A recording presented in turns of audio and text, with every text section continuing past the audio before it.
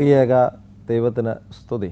ഇന്നത്തെ നമ്മുടെ നോമ്പ് ചിന്തയ്ക്കായിട്ട് എടുത്തിരിക്കുന്ന വേദഭാഗം വിശുദ്ധ ലൂക്കോസ് എഴുതിയ സുവിശേഷം 13-ാം അധ്യായം 10 മുതൽ 17 വരെയുള്ള വേദവാക്യങ്ങൾ ആണ്. വിശുദ്ധ ലൂക്കോസ് എഴുതിയ സുവിശേഷം 13-ാം അധ്യായം 10 മുതൽ 17 വരെയുള്ള വാക്യങ്ങൾ. യേശു കർത്താവ് ശബ്ബത്തിൽ പള്ളിയിൽ ഉപദേശിച്ചുകൊണ്ടിരിക്കുകയാണ്. വളരെ കാര്യമായിട്ട് ദൈവവചനം പഠിപ്പിക്കുമ്പോൾ കൂനിയായ ഒരു സ്ത്രീയെ യേശു കർത്താവ് കാണുകയും അവൾക്ക് പാപത്തിൽ നിന്നുള്ള വിടുതലും സൗഖ്യവും നൽകുന്നതായിട്ടാണ് ഈ വേദഭാഗം നമ്മുടെ മുമ്പിൽ വരച്ച് കാണിക്കുന്നത്. തൻ്റെ പ്രസംഗ ശൈലിയിൽ ആളുകളെ പിടിച്ചിരുത്തുവാനുള്ളൊരു കഴിവ് യേശു കർത്താവിന് ഉണ്ടായിരുന്നു. ഏറെ അനുഗ്രഹീതമായി ദൈവവചനം പങ്കുവയ്ക്കുവാൻ യേശു കർത്താവ് ആഗ്രഹിക്കുകയും അതിനായിട്ട് തൻ്റെ ജീവിതത്തിലൂടെ യത്നിക്കുകയും ചെയ്തിരുന്നു. എന്നാൽ തൻ്റെ പ്രസംഗം തുടരുന്നതിനിടയ്ക്കാണ് യേശു കർത്താവ് ഇപ്രകാരം ഒരു കാഴ്ച കാണുന്നത്. വിശുദ്ധ ലൂക്കോസ് എഴുതിയ സുവിശേഷം 4-ാം അധ്യായം 18 മുതൽ 20 വരെയുള്ള വാക്യങ്ങളിൽ യേശു കർത്താവിൻ്റെ നസ്രത്ത് മാനിഫെസ്റ്റോ നമുക്ക് കാണുവാനായിട്ട് സാധിക്കും. അതിൽ പറയുന്ന ഒരു കാര്യമാണ് രോഗികളെ സൗഖ്യമാക്കുക എന്നുള്ളത്. അപ്പോൾ തൻ്റെ ഏറെ അനുഗ്രഹീതമായ ഈ പ്രസംഗത്തിനിടയ്ക്ക് ആവശ്യകത ബോധത്തിലുള്ള ഒരു വ്യക്തിയെ കാണുവാൻ യേശു കർത്താവിന് കഴിയുന്നു.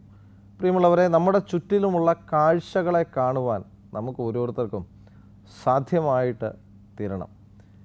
ഈ സ്ത്രീയെപ്പറ്റി വിശുദ്ധ വേദപുസ്തകം പങ്കുവയ്ക്കുന്ന ചിന്ത 18 വർഷമായി കൂനിയായ ഒരു സ്ത്രീയാണ്.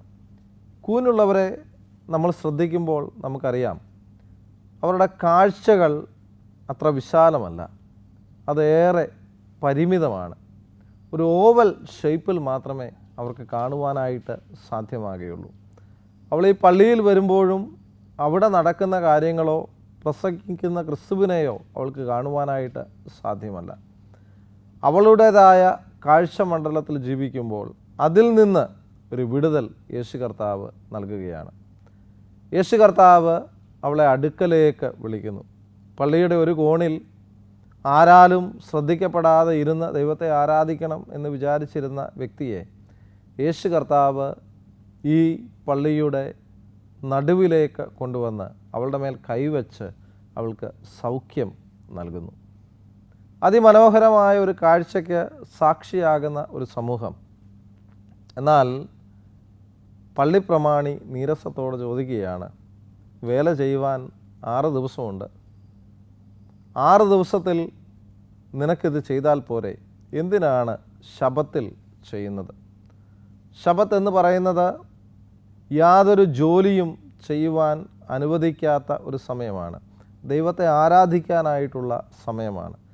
എന്നാൽ യേശു കർത്താവ് തൻ്റെ ആരാധന പോലെ ഈ സ്ത്രീയെ സൗഖ്യമാക്കുന്നതായിട്ട് നമുക്ക് കാണാം.